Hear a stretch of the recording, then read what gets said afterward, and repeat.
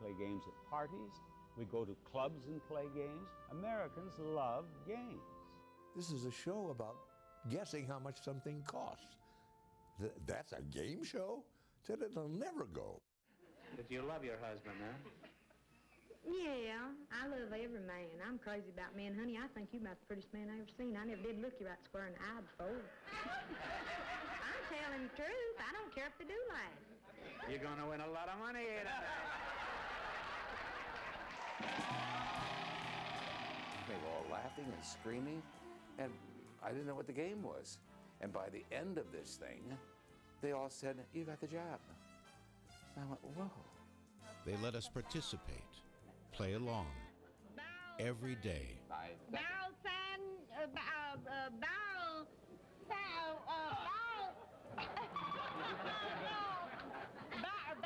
Your time is up. Time is up. Playing games for a living, it sounds so ridiculous. When I fell in love with the game, I love the game of Password. Just let's see what we got coming up for bids now on The Price is Right. They offered the excitement of instant riches. What's behind door number 3? Win or lose, they had the time of their life. They pushed boundaries with a smile. Now, how did he spend his time in the geisha house? Oh, negotiating for peace.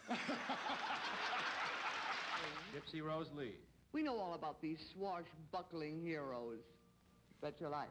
What swashes on the screen sometimes buckles at all.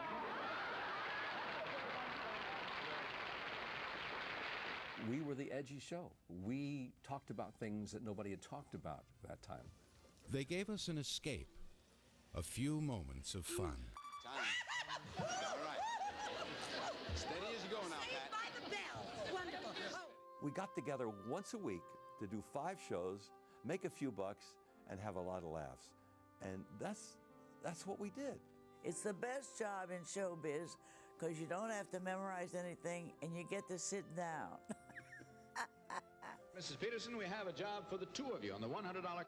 1 point, we're going to stop this film cold. Pioneering a successful game show isn't easy.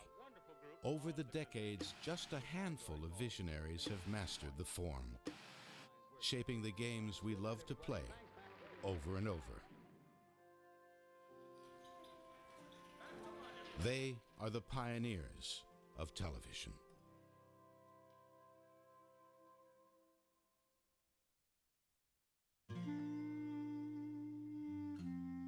The 1930s were especially hot.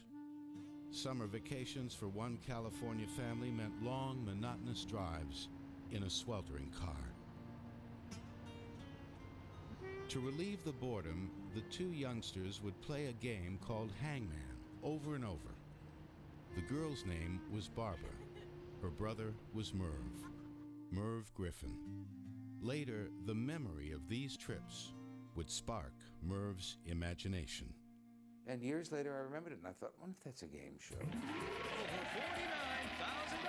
just waiting to be won today on Wheel of Fortune.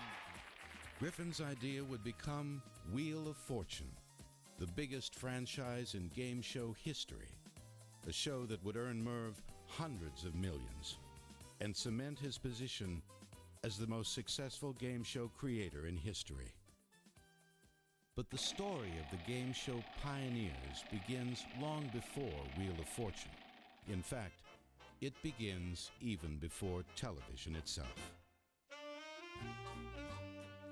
When radio exploded in the 1920s, broadcasters soon discovered they could play games on the air, and people would listen. Wonder if this lady could tell me for $7 silver of all the territories or states of the United States, which is the largest? No coaching, please. 5 seconds. The largest of our territories or states. What's that? Texas. I'm sorry, it would be Alaska. 586,400 square miles, including the Aleutian Islands, more than twice the size of Texas. A box of chocolate Milky Ways, and 2 tickets to next week's production to the lady. The earliest programs focused purely on the contest. The people were nearly irrelevant. The player could say, geez, I'm sorry I couldn't come last week, but my mother died and I had to go to the funeral. And the game show host would say, well, it's really great to have you here with us. I mean, it would just go completely over with no sympathy. It was like, let's get on with the game. By far the biggest success on radio was a show called Stop the Music. Created by the most prolific game show producer in history, Mark Goodson. Stop the Music's innovation was money. Big money. Each week, the host would make a phone call to a random number somewhere in the United States. If the person who picked up could name the song, the prize might reach $30,000, an unheard-of jackpot for the era. Mrs. Daly, this is Bert Parks calling for Buick on Stop the Music. Can you tell me the name of the selection the orchestra was just playing?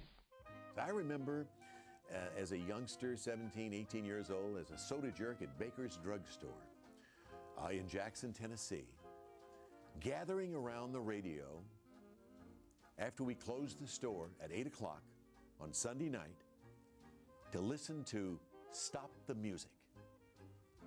Wow, what a great show that was. In truth, many people found the show annoying, but still listened anyway, because they hoped to win the prizes. In effect, Mark Goodson had created the first national lottery, and America couldn't resist. The one word that I would choose to describe Mark is brilliant. Brilliant. He was brilliant, and he was a perfectionist. Soon Mark Goodson would face a worthy challenger, an innovator who took radio game shows in a bold new direction, Ralph Edwards. His creation was Truth or Consequences. At the age of 26, he sold Truth or Consequences as a primetime show on radio. And he put together the staff, he produced it, he hosted it, and it became, I believe it was 1941, it was the most popular radio show in the United States. And he got it all started at 26. That's just about going to be what your consequence is. How do you do, gentlemen? How do you do? Yes. Now, doctor, here are the three men who will pretend that they are babies that you've just delivered. Now, we've seen in movies how a doctor always sort of slap their babies to get them started. So we'll hang you three men upside down against this backboard here, if you will, please. Gentlemen, just get over there. And so the doctor can slap you just as if you were getting born. You know, come on now. Truth or Consequences did have a quiz, but Edwards' real aim was to put ordinary contestants into funny situations.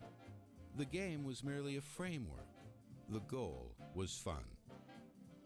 It was a new approach to game shows, and it would translate well as the genre adapted to the next big thing, television. When the bell sounds, that person then becomes our lucky mother.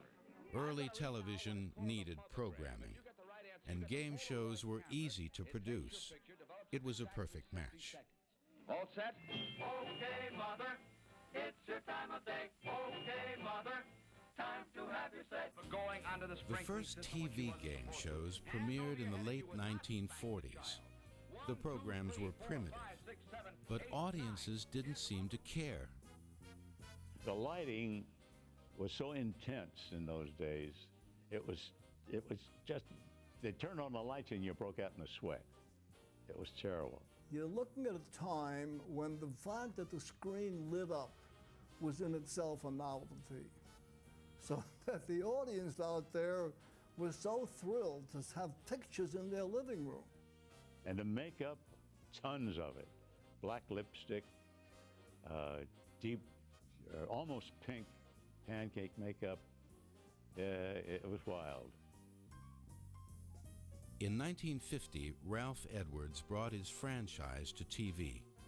A few years later, Edwards handed over the MC job to a young unknown named Bob Barker. He would stay on for 19 years. Hello there! We've been waiting for you. It's time to play Truth or Consequences. And now, here he is, ladies and gentlemen, the star of our show, Bob said, Bob, you are now the star of Truth or Consequences. He said, I don't want you to imitate me. I don't want you to imitate anybody. I want you to go out there and be Bob Barker. And what better break could a young man have? You can do it. Go ahead. Step on your that. arm's in the way. Well, I'll move my arm. Yeah. Put your right foot up there. Isn't that right? Yeah. All right, go. Now? Yeah. Put your hand on my shoulder. Go ahead. Now get up there fast before it falls. Okay. Okay, I got it. All right, go. I'm going to go. All right. Go.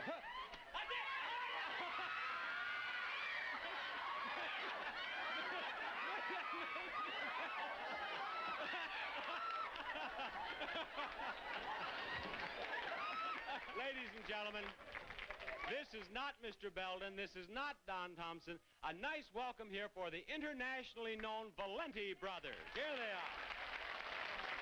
Come on, Scott. The first few years of Truth or Consequences were produced live at 8 a.m. The biggest challenge was getting a Los Angeles audience to show up so early. They had up here on the marquee, they had free donuts and Bob Barker. And after I'd done the show for 4 weeks, they had a 4-week out clause in my contract, so they kept me. And when they did, I said I wanted Bob Barker and free donuts. I got billing over the donuts. I had it made. By the early 1950s, Ralph Edwards had 2 hit shows, Truth or Consequences and its spin-off, This Is Your Life. This is Your Life, America's most talked about program. Now here he is, Mr. This Is Your Life himself, Ralph Edwards.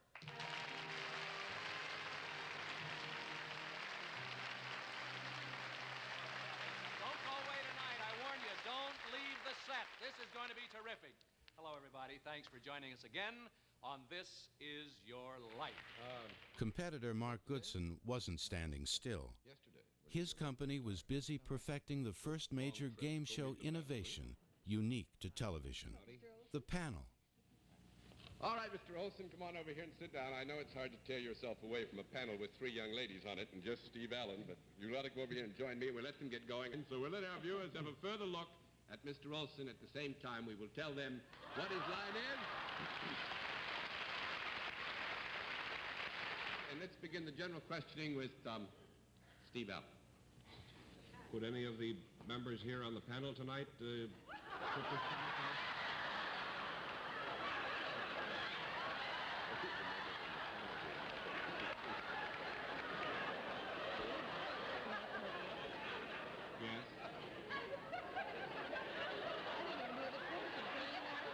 In What's My Line, Goodson's producer Bob Stewart created a panel of 4 celebrities who would try to guess a contestant's occupation.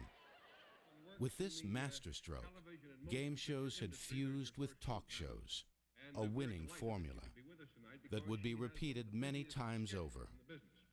Miss Cleveland, if you'll whisper to me, we'll show the audience just what you do that keeps you so busy.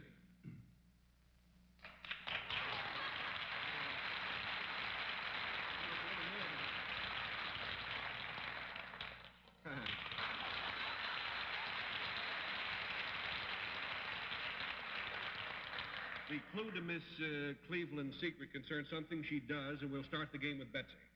If a panel of celebrities worked, why not install a big movie star as a game show host? It's a formula that worked, just once. You bet your life. Here he is, the one, the only. Movie comedian Groucho Marx applied his ad-libbing skills to television to create one of the biggest game show hits of the era. Yes. Pesos, not pesos. Oh, well, when do you... What did I say? You said, well, pesos mean kisses. Kisses. But pesos mean, you know, like dollars. Oh. Well, if you have enough pesos, you can get enough pesos. On that, could use his full range of gifts and conversational abilities and improvisation, ad-lib, spontaneous, whatever you want to call it. of which he was of the highest order of anyone we have ever known. One of Groucho's many contestants was a struggling young comic making her first network appearance, Phyllis Diller. Yes, I've worn a wedding ring for 18 years. Really? Well, 2 more payments and it'll be all yours. And I was not only nervous, I was petrified. Mr. Marks was talking about his psychiatrist, and I decided I'd surely better be well adjusted before I went into such a shaky business, and so I decided I should be analyzed, and I went to this analyst. He's helped me a great deal. In fact, I am so much better now that I get to sit up.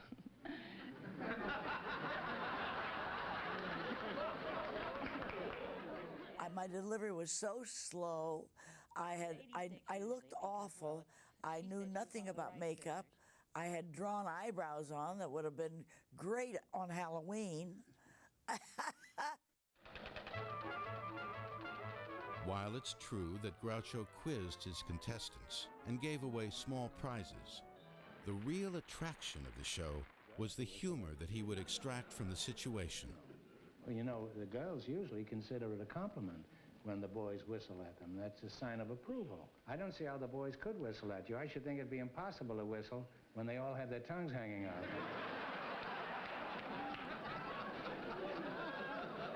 The next big wave in television games would stray from Groucho's approach, far away. The result was devastating to the game show industry and the country.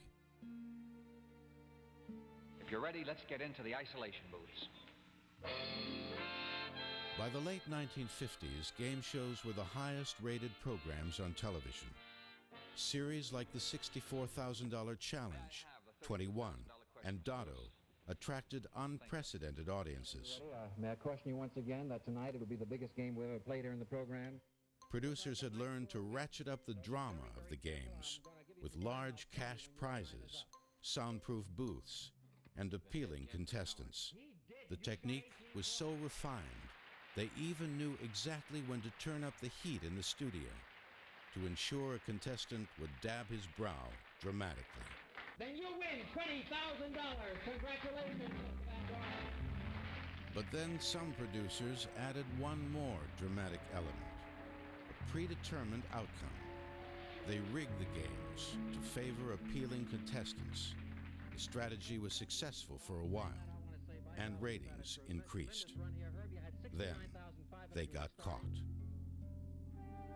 The first game to be exposed was Dotto. MC Jack Nars had no idea the show was being rigged until he received a late-night phone call from his boss. He said, "Come over to my house. Would you come to my house for dinner tonight?" I went over, and he gave me a martini. And then he said, "How about a second martini?" I said, "Oh, okay, what's up?" He said, "Don't go to work Monday." I said, "What?" He said, "The show has been canceled." It came as a bolt out of the blue for me. Boom, hit me right between the eyes. I went from cloud 9 to the nether regions in one day. That was tough. He was stunned by it, and I was too. When he told me, I said, "You're kidding." And that's everybody's first reaction. What do you mean it's off? You're kidding. Somebody gave an answer to somebody? Oh, come on. And he said, "Yeah." Soon, 21 was also implicated. Right after the show had installed a new host, Monty Hall. Now, when I was doing the show, I would be taken into an office. They'd open up a safe and show me the questions, so I'd familiarize myself with the questions, put it back in the safe, and next thing I knew, I was in front of a camera doing the show with contestants. I had no idea that the contestants also saw the questions. But they did. Contestant Charles Van Doren had become a national hero. Within days, he was a disgrace. Millions were outraged. Grand juries were assembled. Perjury charges were filed. And the game shows that remained on were targets. One of the pages came over to me and said, somebody just called backstage and said that they had planted a bomb in the audience. Now this kind of thing was sort of taking place, and the people were very angry at television shows for all of that scandal.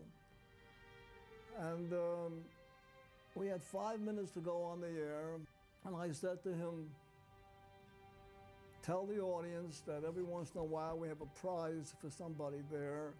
At the count of 3, stand up, pick up your seat, and the person who sees a package there, raise your hand, we'll come and get it. And we were able to examine the whole theater in 1 minute. Those were dangerous days. I mean, there's a lot of ill will going on. Congress soon passed laws to prevent further rigging, and the networks were determined to police the game show industry closely, a practice that went on for many years. All the networks had a new department called Standards and Practices, S&P. And it was like an FBI. It was an in-house FBI. And it was really funny because they at first, they were so overly protective. You would see little faces peering out from behind a set, and they're looking to see if anybody's reading a script or looking or askance at anything. Your contestants had to be closeted in a different section of the building, and there's somebody standing there watching that you didn't have contact with them. That your writers never brushed by them in the hallway, stuff like that. So we had a setup in concentration where we hired a guy from Scotland Yard who was backstage to make sure that nobody, see, the stagehands who loaded the board would know the answer to the puzzle.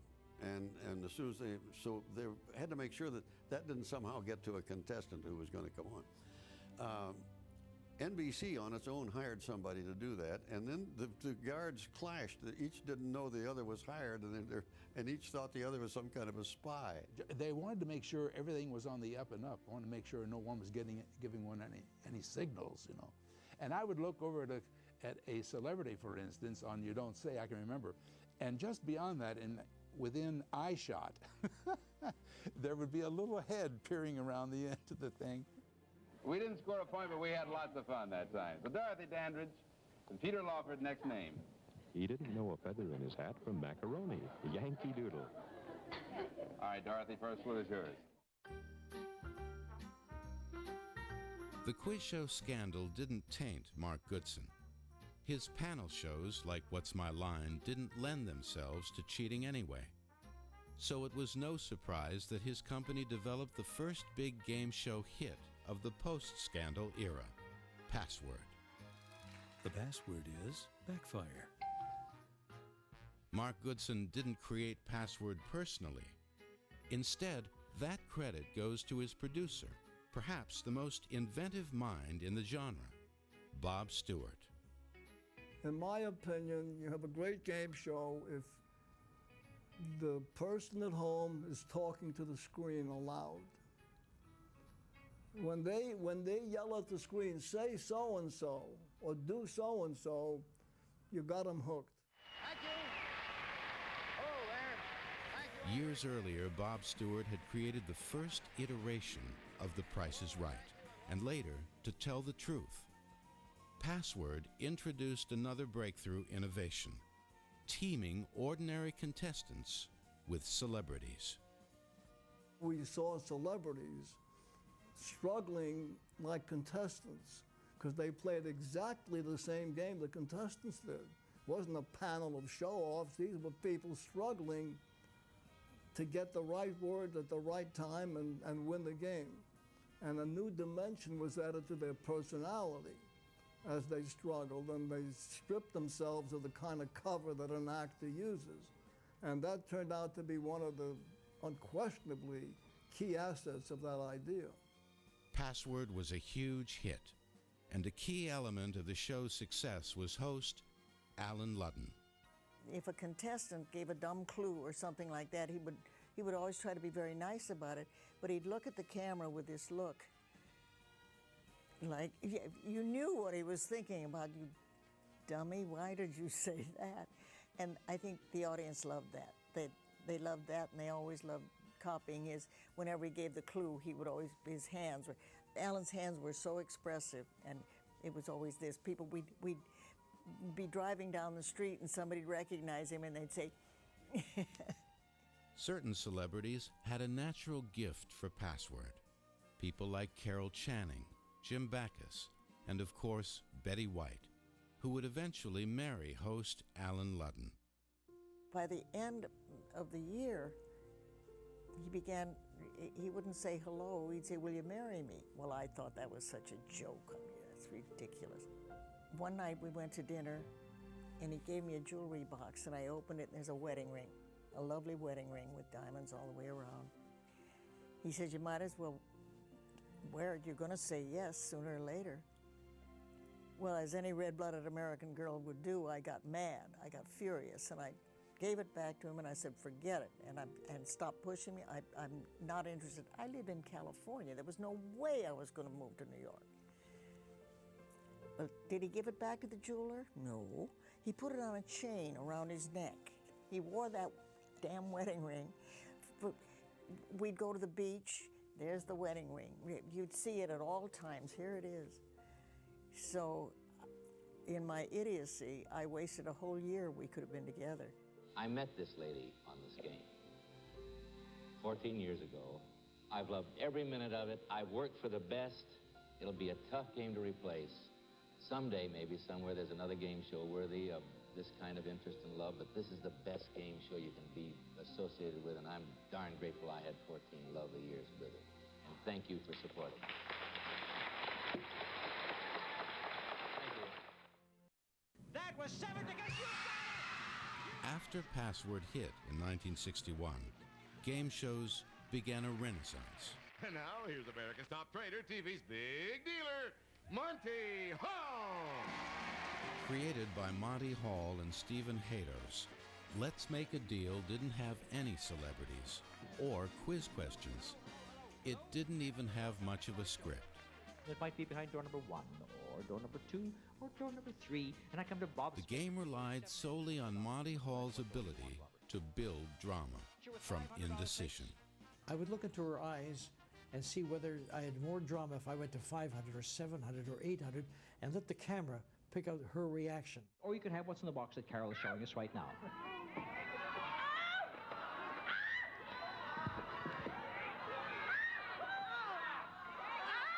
And you're noticing the contestants' reactions because you have to play off their reactions. That's the first thing you do. You are like an amateur psychologist because you're watching the eyelids flutter and you think you know when her breaking point is. And you go to that point and no farther. Not long after Let's Make a Deal started, contestants realized that wearing a costume meant they were more likely to get picked by Monty. So NBC called us in and said, what are you going to do about this? There's 350 people out there and on your show with these crazy costumes.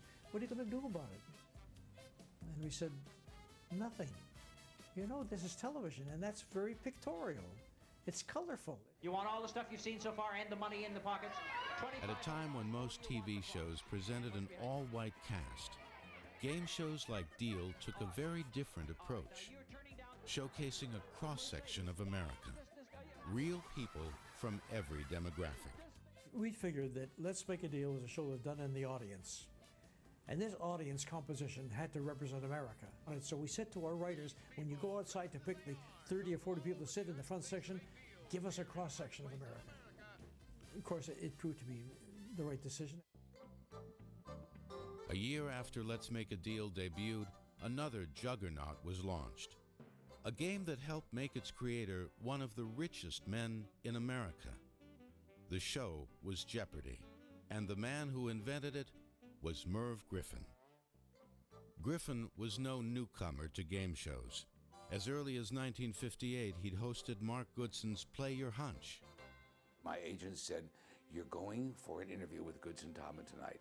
They have seen you, and they are interested in you as a game show host. And I said, but I don't know how to do that. And I came up to this high floor in New York City at Goodson Tallman. It was 9 o'clock at night, and the elevator door opened, and I walked out, and there was a reception room, and I sat down for a few minutes, and I went, no, this is not for me. And there was nobody there, and I started and rang for the elevator, and not even my agent was there, and somebody came out, a door opened, and a girl came out, and she said, we'll be ready for you in just about 2 minutes, Mr. Griffin. And I said, ready for what? To play the game. I said, I don't know the game. No one has explained to me what your game is. She said, oh, well, go in and you'll